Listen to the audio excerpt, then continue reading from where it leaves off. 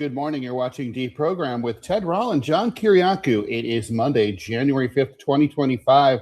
Thank you for watching, sharing, and liking the show. Obviously, we've effectively overthrown the government of Venezuela. Good morning, John.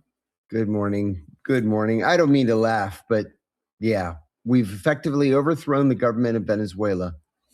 So that happened.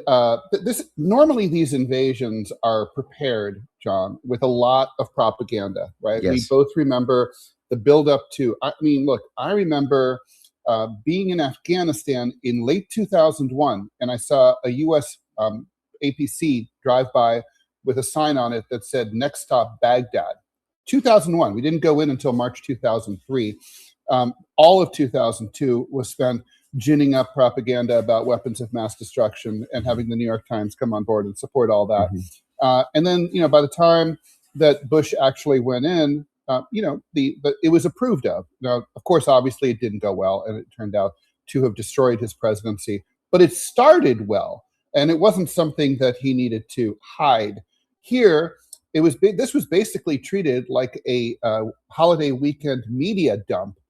It was done in the dead of night. Basically over the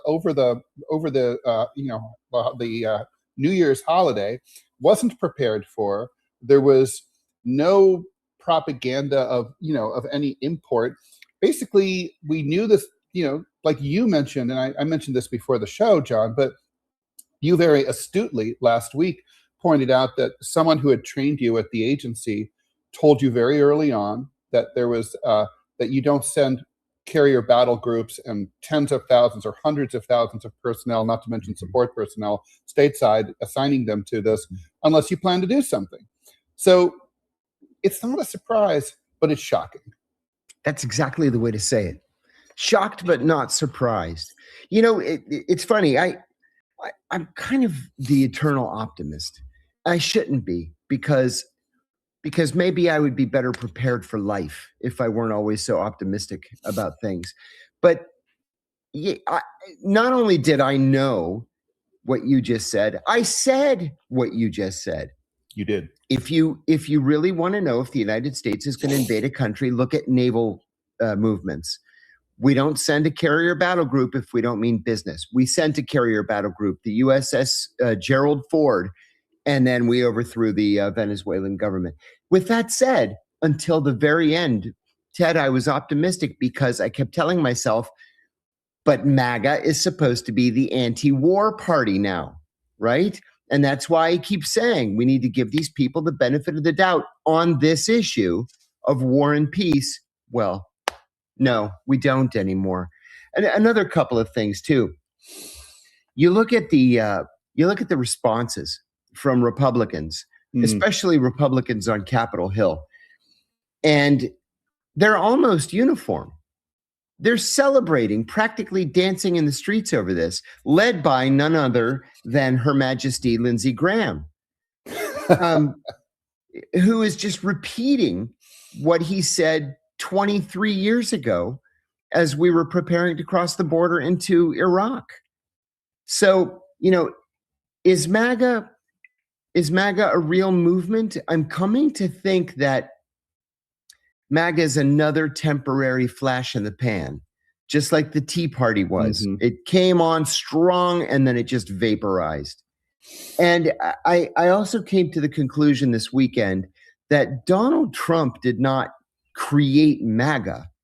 MAGA was created around the rise of Donald Trump. Do you remember about a year ago, Ted? Maybe not even a year ago. It was when we were first starting the show. You probably don't remember because it was a minor point. But there was this conversation that we had about a complaint that Marjorie Taylor Greene had made about something that Trump had done. And we were talking about whether Trump was MAGA. So whatever Trump said, that was the MAGA position, or whether MAGA was a movement and Trump was straying from it. I think our answer now is very clear. Agreed. And it's extremely dispiriting. I mean, I think we and I have alluded to this in the past, right? The Manchus invaded China. 2 generations later, the Manchus were no more because China had absorbed them, right? Right. MAGA conducted a hostile takeover led by Donald Trump of the GOP, but the GOP has now eaten MAGA. Basically, the neocons Yes. have won. Look, George W. Bush had other regime change projects that we don't talk about anymore, like the Kyrgyz Republic, That's right. stuff like that. But still, he had 2 main ones, Afghanistan and Iraq. This is bigger if we are to pay any attention to him. Yeah. The weekend, he basically threatened to attack Iran again. He said, Marco Rubio said, quote unquote, Cuba is in big trouble. He said, we have more harsher threats, no more musing against Greenland. It's just, right? And also Colombia. And the president of the United States, right, a grown man, told the president of Colombia he has to watch his ass. That's a quote. This is a major U.S. ally, by the way, and those aren't John's words. Colombia has major U.S. ally status, major non-NATO ally status.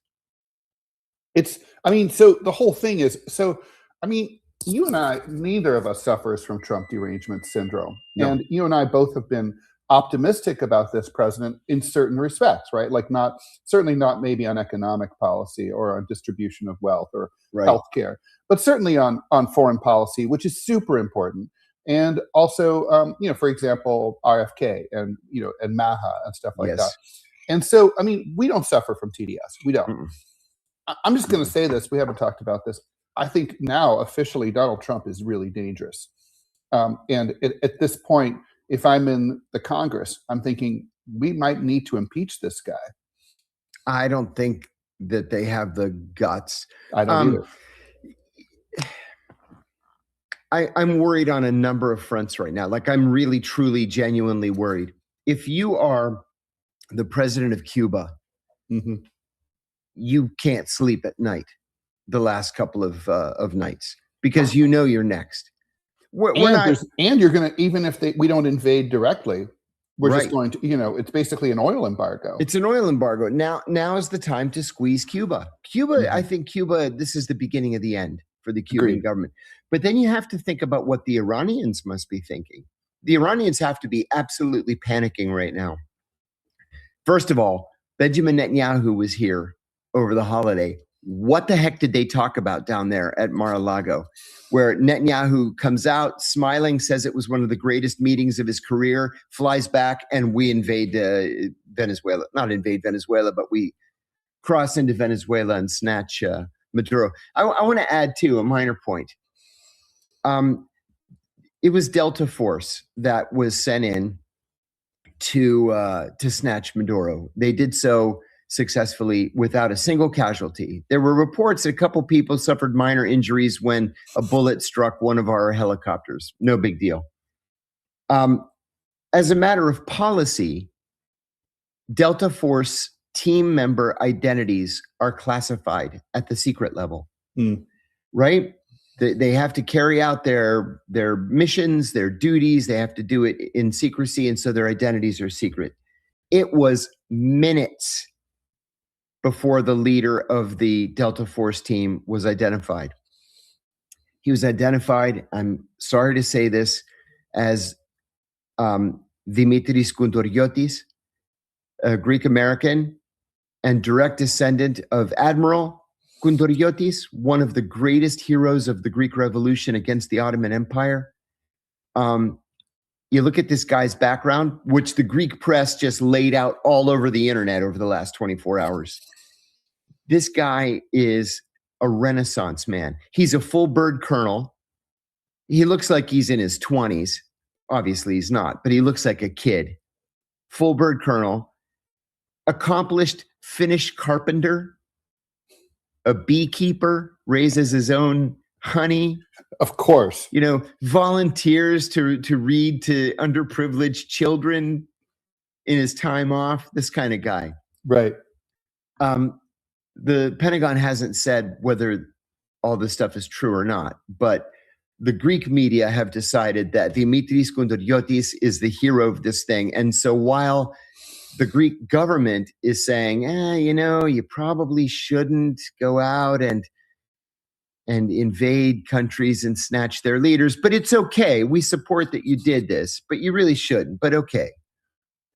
But at least the guy who did it's a Greek. And there's this celebration in Athens right now. It's killing me. In all seriousness, though, Cuba and Iran should be very, very worried about where this is going. I'm not sure why people are bringing up Greenland again. I mean, I know Trump did. We're not going to invade Greenland. We're not going to launch an act of war against a NATO member country. I think that the idea is that if we bully the Danes enough that they'll just give it up or lease it to us for 99 years or something like that. But I think the focus now should be on Cuba and Iran. Agreed. Yeah, especially Cuba. Let me ask you a question too. What do you think this does for Israeli plans vis-a-vis Lebanon? I mean, it does seem like, Israel is trying to create greater Israel, right? I think the heat is off the Israelis for Gaza now because without a doubt, all attention is not on it. In the same way, by the way, we should probably, mention the Epstein files. We're probably not going to be talking about that for a little while either. The West Bank is well on the way to total annexation. I think, the Israelis would like to, my theory has always been the Israelis would like to basically occupy the southern third of Lebanon. They don't really need or want the whole thing, but they want that buffer. I think that's their thing. So I think they're going to choose a moment, and I think it's already been greenlit by Trump, and they're going to go in. I mean, it's not the first or the last time, right? I mean, I think Lebanese independence is in real trouble. I think so too. And this is going to get bigger and bigger because we have now no right whatsoever to criticize China or Chinese moves toward Taiwan. Or Russian moves towards Ukraine. I'm glad you brought that up because there's been a lot of reporting about how official, basically pro-war, pro-Kremlin Russian news sources have been editorializing, basically about how they don't really approve of the overthrow of Venezuela, which was, a Russian friend. But they're jealous of the way it was carried out, the efficiency, the quickness, the rapidity of this, special military operation, as they kind of jokingly called it. And they, and I think, but this, the subtext here is also, listen, the U.S. has just completely relinquished any right at all to complain about anything we ever do. And, morally, there's no semblance of a moral high ground because, it's one thing to say, well, you guys invaded Iraq 22 years ago. It's another thing to say, you guys just kidnapped a sitting head of state, a couple of days ago. Yeah. So who are you to tell us anything? And they're right. Hey, Ted, what do you make of the fact that we killed at least 80 people in this operation? Got to be more. It's got to be more. At least 80 people, including at least 35 Cubans. Mm-hmm. And that we bombed and destroyed Hugo Chavez's tomb. What's up with that? Yeah, it's disgusting, right? I mean, it's like like the band Nirvana called it territorial pissings. Not only are we going to get our way, but by the way, I gotta say that this is probably a violation of U.S. law because the U.S. military is prescribed from hitting, deliberately taking out any historically or architecturally notable sites during combat. Mm-hmm. Now, I'm sorry, but Hugo Chavez's tomb is a historically notable site in Venezuela. And it seems like that would be not just desecrating a revered figure there under the current government, right? I mean, he basically founded the current government, the Bolivarian Socialist Republic of Venezuela. So I think it's against the law for whatever it matters. But John, all of this is against the law. Yeah, I mean, it is. There's no moral. I mean, there's no legal basis for any of it. I mean, it's hard to even know where to start with all the law breaking. But seriously, and there's a law that when you launch a military operation, you have to inform the leaders of Congress. Just wanted to get to that, and they didn't. And they inform the leaders of Congress. They didn't even go. And I always thought it was a cheat to go to the Gang of Eight and say, "Oh, well, we went to our 8 buddies and we told them." And that's been the way it's been for the last few decades. I've always objected to that. It's bullshit. That's not in the Constitution. There ain't no Gang of 8 in the Constitution, right? That's right. But the thing is, but still, okay. So they didn't even do that. Rubio to me always looks like a guy who knows better, but is doing it anyway. That's just sort of the vibe I get.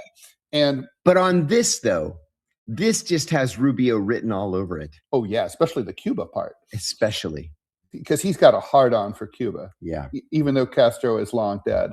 And so I mean, yeah, we get into, so I'm sorry, I lost my train of thought. Sorry. Rubio. Rubio. Yeah. So Rubio, he goes on yesterday onto the Morning Talkies, and he says, basically, well, we couldn't tell Congress, John, because after all, this is a sensitive military operation. I'm like, well, they're all sensitive military operations. I mean, D-Day was a pretty sensitive military operation. I think, declaring war against Imperial Japan was a sensitive military operation. I think the Doolittle raid was a sensitive. They're all sensitive, right? So basically what they're saying is, well, we can't tell. We're not going. This is basically effectively telling Congress, we will never inform you of any impending military operations. Like, those days are over.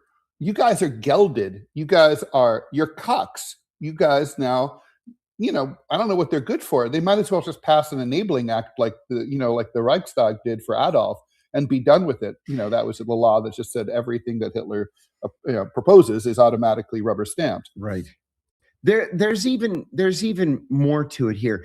Over the past several years, whether the Democrats were in charge in Congress or the Republicans is irrelevant. But over the last several years, Congress has consciously ceded authority to the executive, right? We have the strongest presidency right now in American history. No doubt. Congress is just secondary to everything. And really, it's fallen on the courts, the third branch of government, to say whether or not the executive can do something or not do something. Well, now all of a sudden, Congress wants to assert its authority. Well, guess what? Too late. You don't have any authority. It's been taken from you, or you voluntarily just gave it up.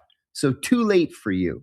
It's going to take a generation to rebuild this authority. They could take it back. They're not going to, John. You're 100% right. Not a chance. But look, we're looking at another shutdown possibility, right? Because that's right. That extension expires. The CR expires in very shortly. So here we go again. So this would be the big opportunity for Republicans and Democrats who think the president's gone too far to shut down the government. Also, I think there's probably a little bit of buyer's remorse among some of the traitorous Democrats who basically ended up jacking up everyone's healthcare costs. There's an opportunity here for a do-over. The Republicans had promised that there was going to be, a healthcare vote. That never happened. No. Shocking. So, yeah, I mean, they could do this. They do have tools at their disposal, is all I'm saying. They're just choosing not to use them. Yeah, that's it. Yeah, even the big media outlets have reported on Mike Johnson being the weakest Speaker of the House in the history of the House, the weakest. And you know what? He doesn't care.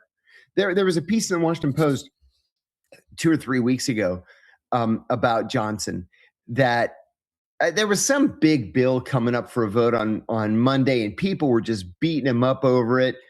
He turned his phone off and went to church. That's what he decided to do. He turned his phone off and went to church. I mean, yeah, that's his model. Look, he knew when he took the job that he wasn't going to keep it unless he ruled like this, right? Yeah. Oh my God. Oh, by the way, we do. Okay, so we have an ad, and Robbie, we need to come on and explain Robbie Aid because it's that time of the month. It's that time. Okay, so I'm going to go ahead and pop on Robbie. So Robbie, let me first tee this up. So Robbie got doxxed a few months ago from his day job. And so we basically set up an arrangement with you viewers that if John and I and myself and you all kick in, we can make up at least part of what Robbie lost in his income, and he can work for us full time. That he's been doing. It's been helping to grow the show. We're now over 10,000 subscribers. The amount of income that's coming in is not enough yet, but it's increasing, which is what we like to see. And the technical aspect of the show is far improved now. So that's all thanks to Robbie, and that's all thanks to you guys. So every month, at the beginning of the month, we ask you to go to GoFundMe and please basically kick in $1,000 or more. There's no opposition to that. Go to GoFundMe.com/F/deprogram Robbie. I don't know why the F is there. That's not Robbie's fault. But the F is for, I don't know, famushed. Anyways, just go there and we get $1,000 at the beginning of each month, and then we stop asking you until the next month. So this is the beginning of this month. And so, Robbie, take it away and explain the whole thing. Yeah. So basically, it's kind of like what they said. It allows me to work for them full time, and I really do appreciate y'all's support. Y'all can see I got a brand new shiny web camera, so y'all can see me without the fuzziness. It is very clear. It is nicer. So now you know it's your favorite right wing, producer looks like without the fuzzies. And also, just real quick, we are currently number 8 on Rumble. We are killing it. So this is all thanks to y'all, and without y'all support, honestly, I couldn't be here. So thank you. All right. So the URL is GoFundMe.com/F/deprogram Robbie. If you are driving or something, and it's very easy to just go to GoFundMe.com and search for Deprogram Robbie, one word, and it'll come right up. So thank you, Robbie. And we will get. Oh, Robbie, while I've got you, maybe you can repeat what you were saying before the show about like how American laws, the implications of American laws supposedly applying overseas to countries like Venezuela. Yeah, well, the entire debate over birthright citizenship stems from the 14th Amendment, whether or not people who are born in the United States, or at least in territory claimed by the United States, are under the jurisdiction of the American government. Because if you are, then you get citizenship. That's how slaves got citizenship after the war between the states. Well, if the United States can decide that Venezuela, or any other country for that matter, is subject to U.S. drug law or any kind of U.S. law, then by definition, the people of that country are under the jurisdiction of the United States government. In which case, they should all be citizens and voting in American elections. Not necessarily, though. This idea of snatching people overseas, it began during the Reagan administration after the Kiki Camarena case. Kiki Camarena was a DEA agent who was kidnapped by what was then known as the Guadalajara cartel, and he was tortured over the course of a month and then executed.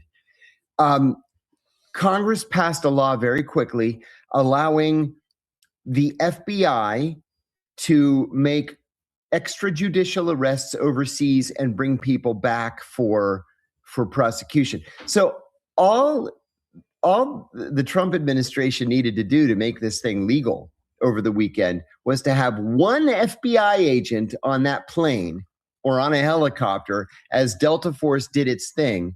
One FBI agent to escort the Maduros back. And according to U.S. law, it's perfectly legal. Yeah, but that's crazy, though, because of course it is. I mean, what you're talking about, for example, in regards to Trump being, and I agree with you. I mean, before Trump, Abraham Lincoln was the most powerful executive in American history. I mean, Yes. the dude suspended the Constitution. Let's be honest. Yes. Although Trump has done the in same his thing. defense, he suspended habeas corpus only in Maryland, and also only deport- temporarily. He The also so-called trash state. He also deported a congressman. So let's not forget that. He deported a congressman from Ohio to Virginia. So there's that. But the point I'm trying to make is that a lot of people think that MAGA are people like me. MAGA are Trump cultists and sycophants. America First people like me despise what Trump has done, and we hate him for it. This is a complete betrayal.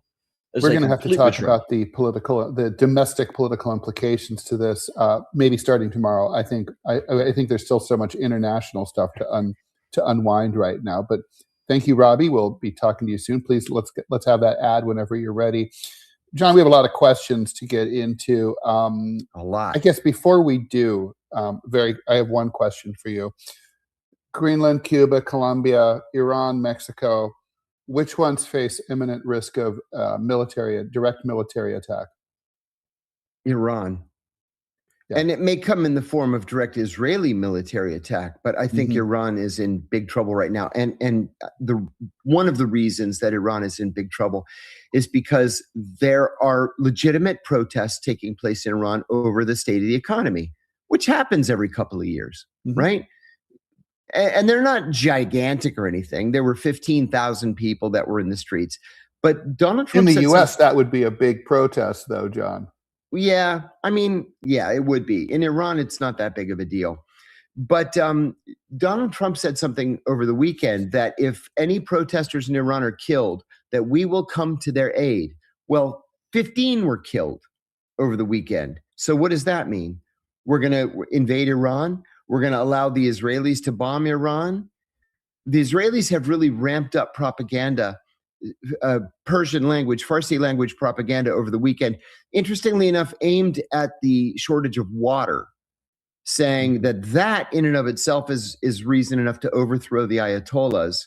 We'll give you all the water expertise you need. We'll send scientists from Israel. We'll do whatever we can to help you, find water. They don't want the Israelis' help finding water or anything else. No. But if I were the Iranians, I'd be worried. If I were the Lebanese, I'd be worried. And if I were the Cubans, I'd be worried sick. I'd be extremely worried. Yeah, no, for sure. All right. So let's go ahead as promised and get into some of the questions that have piled up. Thank you for your patience, everyone. And the first question is a great one. Venkatesh, how do we tackle seclusion and the wrath of the establishment whilst standing for what's right?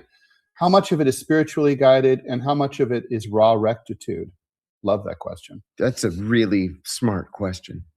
You know what? I'm going to give you the first shot at it. Okay. Well, yeah. I mean, look, you've suffered more than I have. I've certainly been marginalized. I know that if my politics were different, I probably would have had a Pulitzer by now, probably would be on staff at a major magazine. Without any question.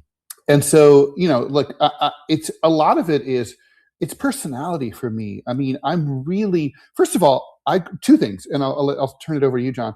First of all, when I was a kid and I read stories about people standing alone, like, High Noon, Gary Cooper for what's right, I always took those tales very seriously, and also from history, people like Harriet Tubman or whatever, and just thought, those people, like, I want to stood up. A person like that. Like Rosa Parks. Yeah, they stood up. If I want to be, if it comes to a test, I don't want to be the puss. I don't want to be, Speaker Johnson. I want to be fucking I want people to say that was Ted fucking Rall. And, whatever else we thought of him, he wasn't a pussy. He stood up for what he believed in. So it was that. I mean, and then number two. Let me interrupt you. We're going to lose our ad. Okay. Let me read the ad. Okay. And then I'll tell you number two and then turn it over to you. Still haven't tried 1775 coffee? Now is your shot. The 1775 starter kit just dropped. Only 1,000 units.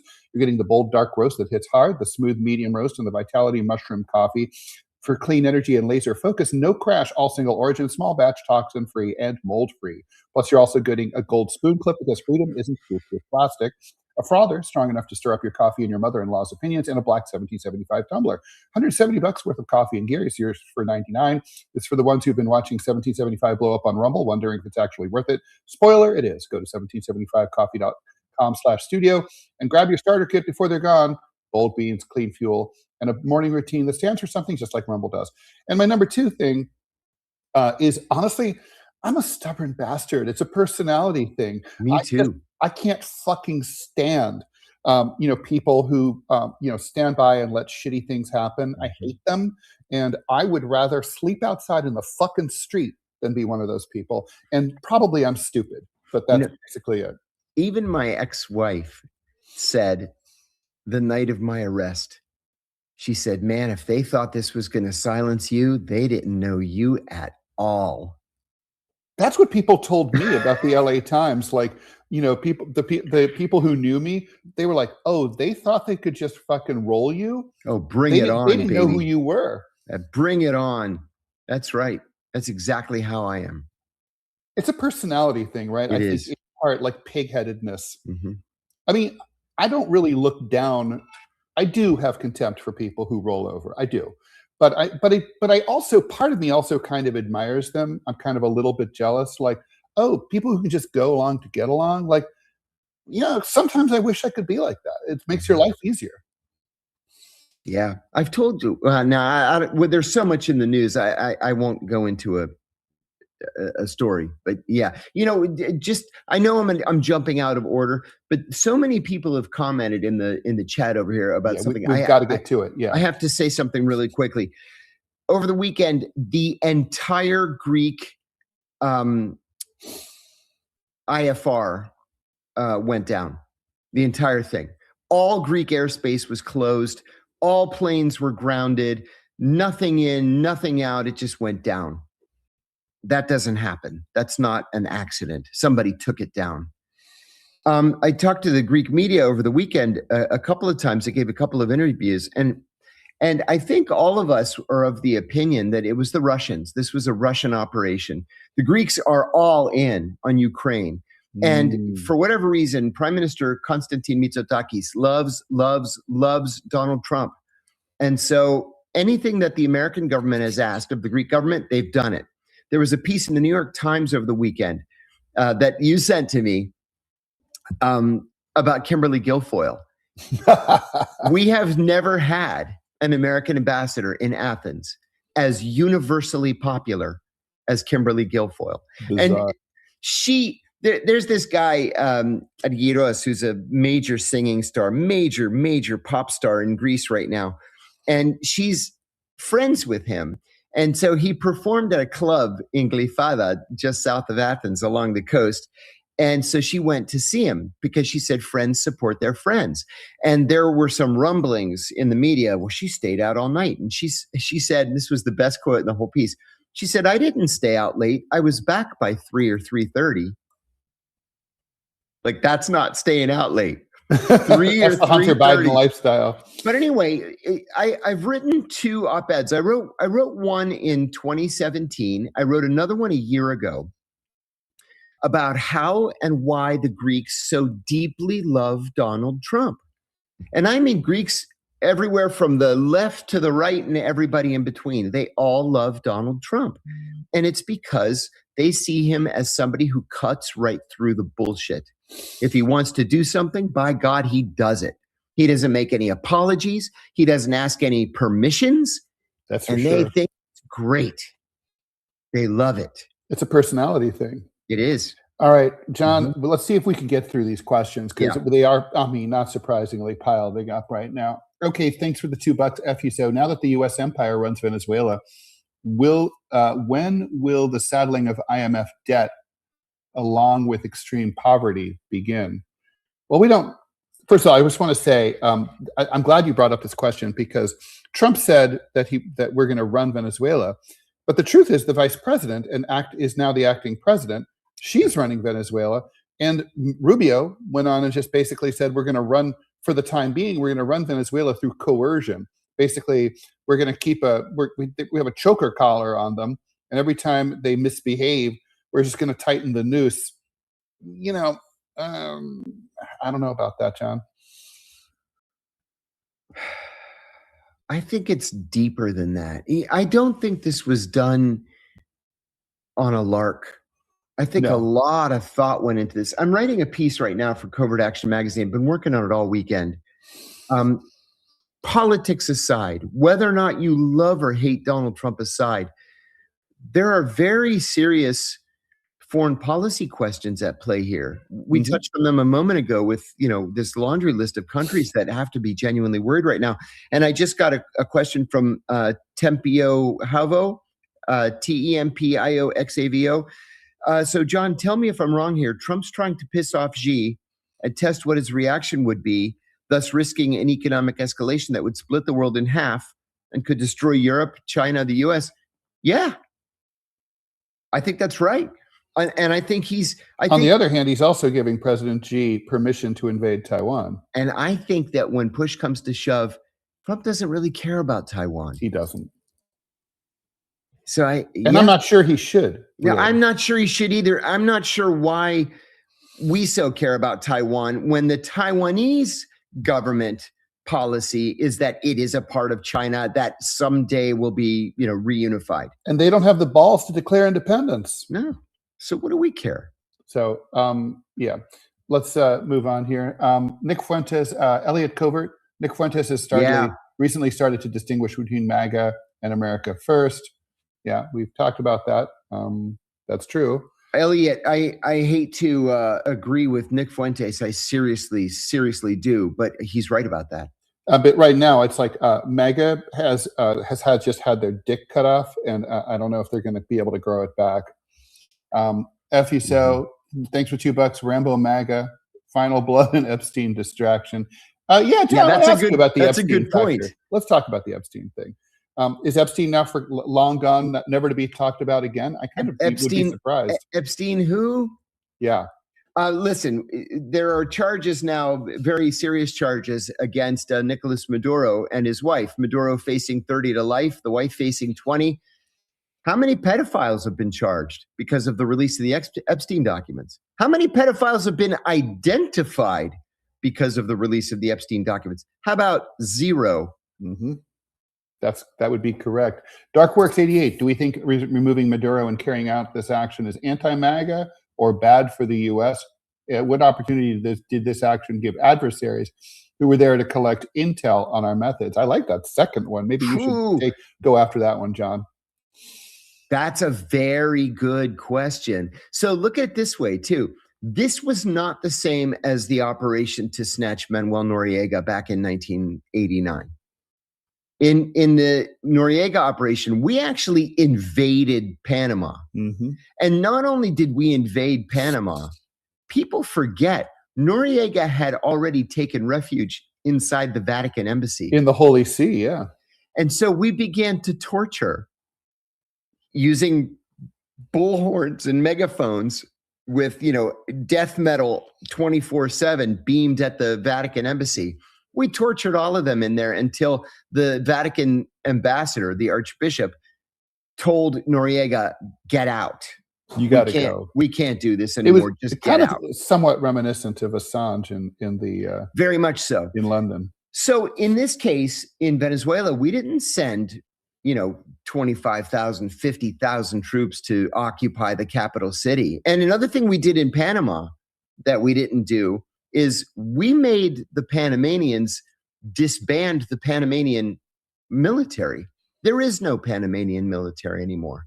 There's a national police force, but there's no Panamanian army. Frankly, we did them a favor there. I wish someone would do that to us. I know, right?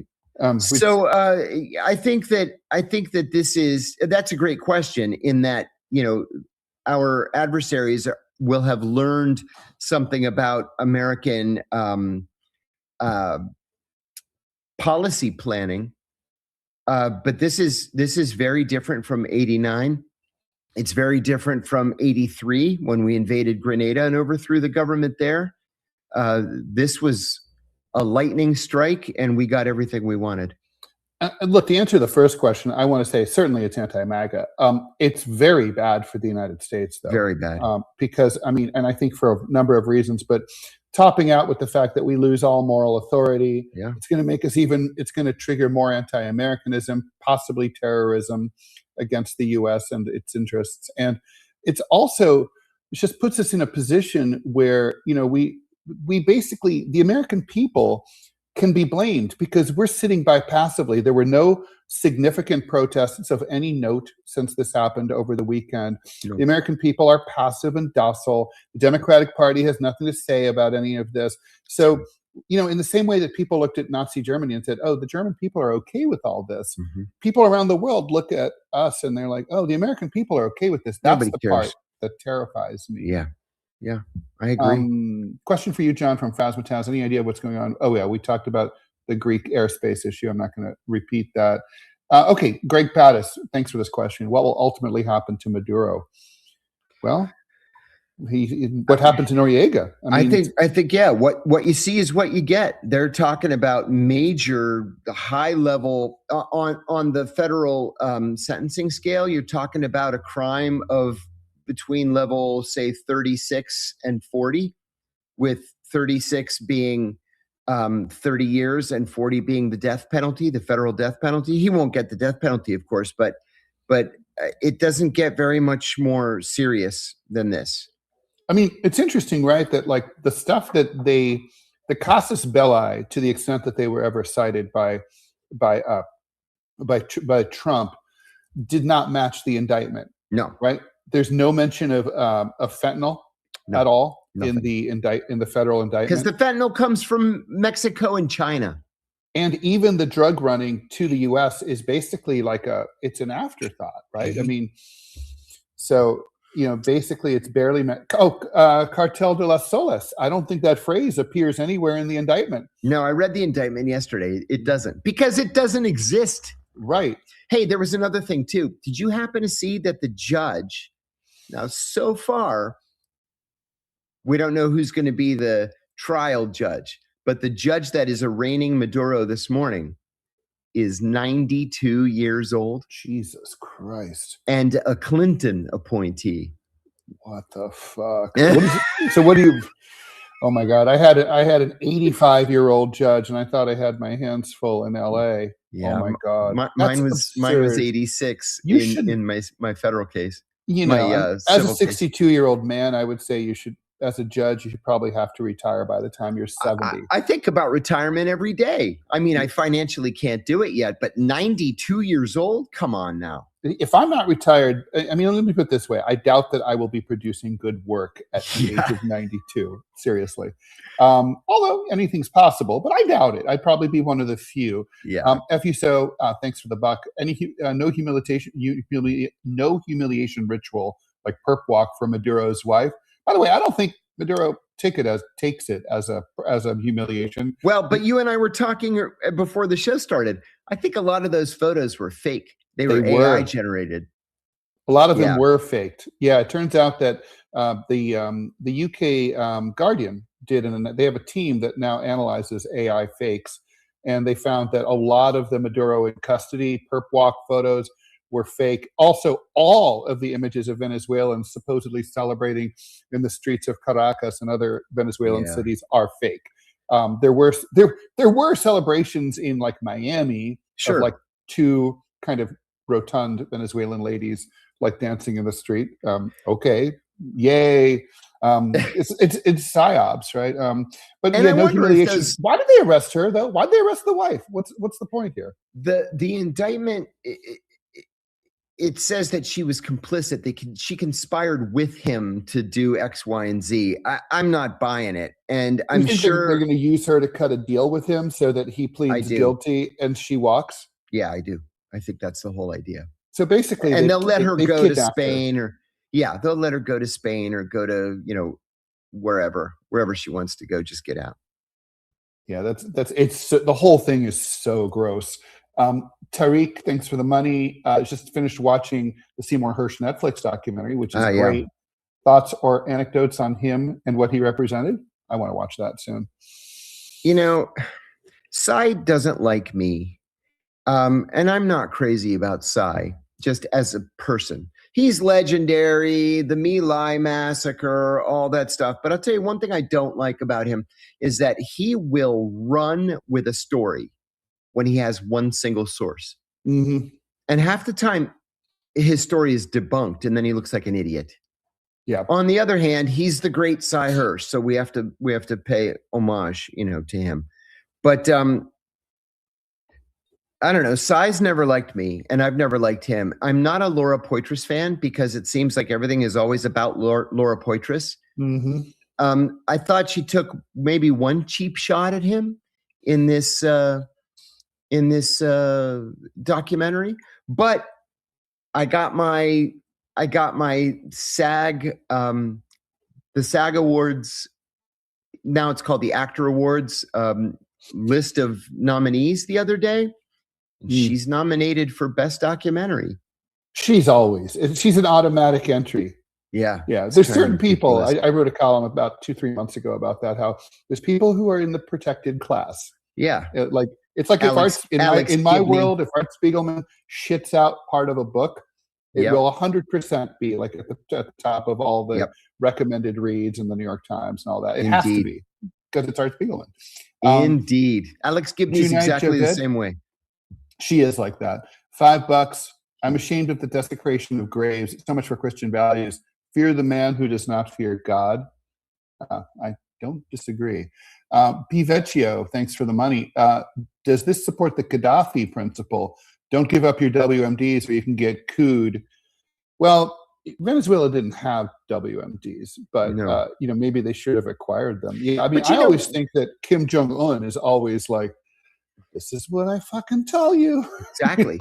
Exactly. And I'll tell you what, if I were the president of Iran, or if I were the supreme leader of Iran, I would say, we need a nuclear weapon yesterday. Ramp it up. Yep. Yeah. I would make that number one. Yeah, that's exactly what Elliot Covert just said. Angela Falala, thanks for the $5. Yep, we talked about this. Do we think China was in on it? I mean, in a manner of speaking, right? Okay, here we go. Langhorn Clemens. Are the French uniquely responsible for terrorism? Its origins in the French Revolution and the modern tactics as an outgrowth of the French treatment of the Algerians. So the terror, of course, that followed, that basically marked the beginning of the end of the French Revolution. That's certainly true. But terrorism, I think, as we understand it, is really old as a tactic of war, for example. I mean, think about the Mongols.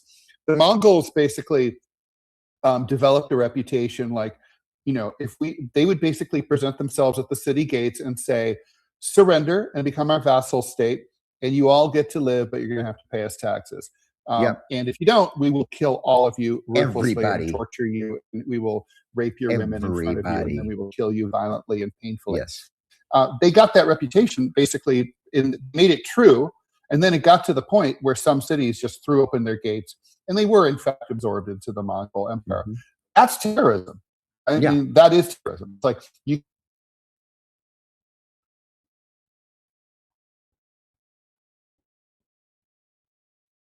don't know what happened there.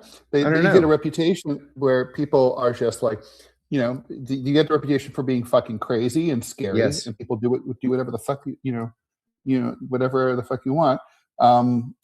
Let's see. Okay. Also, let's bring in Robbie to talk about why we should bring in some people over to Rumble. So here we go, Robbie.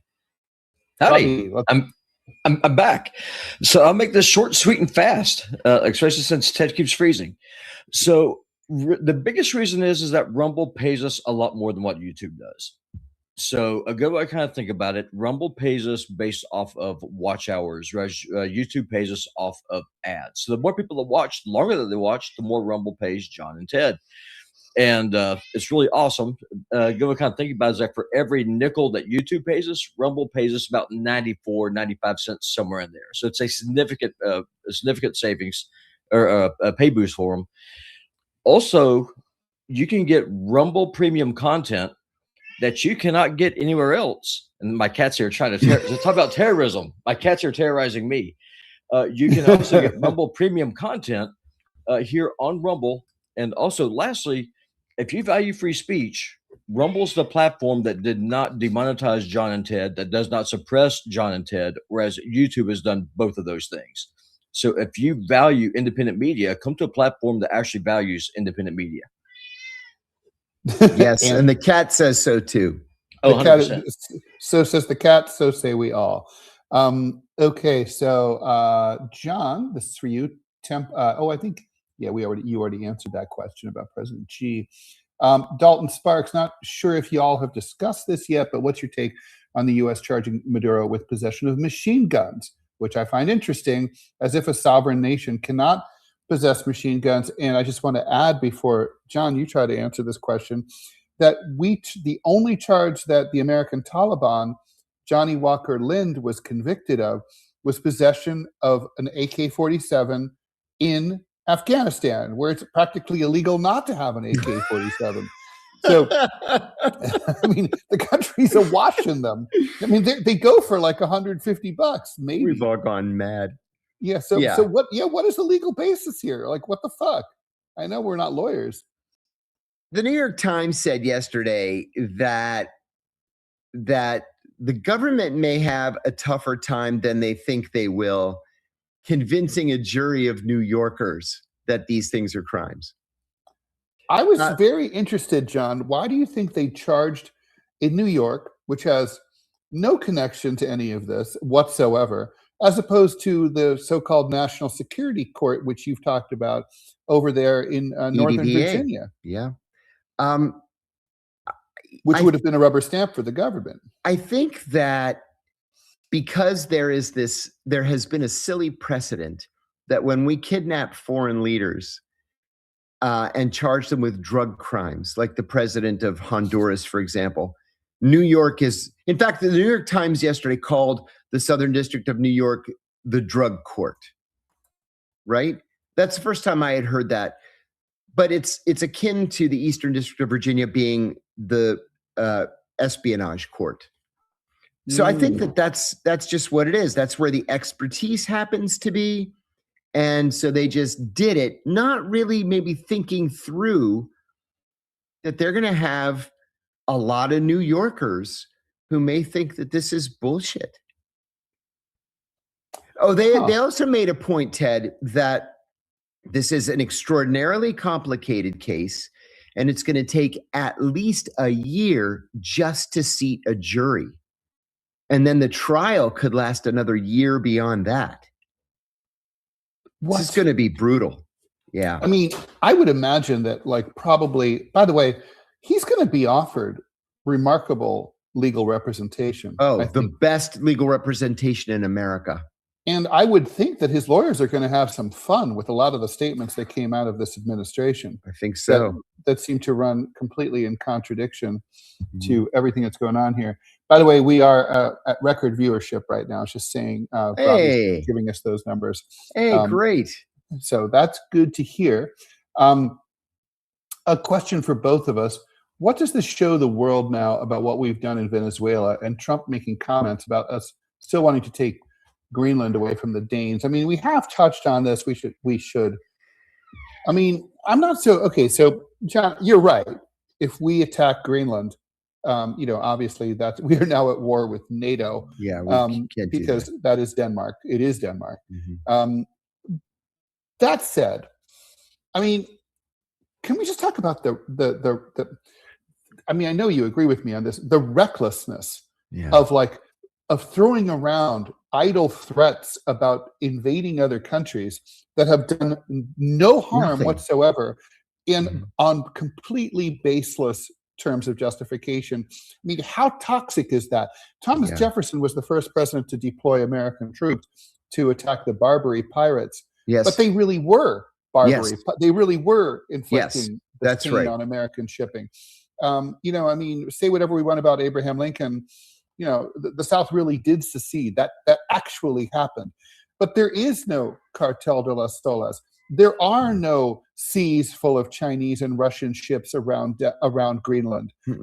These are completely made up things. The fentanyl, all these are just fiction. I mean, when you how can you be taken seriously, or should the U.S. be taken seriously as a country, much less the world's most powerful country, when it just throws around bullshit and then is willing to murder people and overthrow their governments over that, using that bullshit as a basis? Yeah, it's if there's a longer term strategy here, I'm just not seeing what it is. I don't understand what the benefit is to the United States of threatening Greenland, of threatening the government of Denmark. We have a base there. Yeah, we have a base there.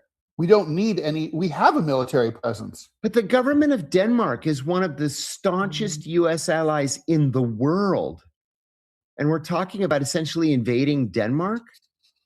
But it's the same thing that we saw during the, was it the Obama administration or the first Trump administration? I don't remember, with the Hague Invasion Act, saying that if any American citizen is arrested and taken before the International Criminal Court, or the International Court of Justice in The Hague, that we automatically authorize the U.S. use of military force to invade the Netherlands. It's insane. And by the way, Frasmataz, I'm sorry, no, I have not heard of Emily Husis, but I will look into her. The question was about this young animator, it's possible that Elon and AI are secretly subsidizing her Sora animated YouTube cartoon series. I don't know. Sorry. I will look, though. Thanks for the $5, Young Courthouse.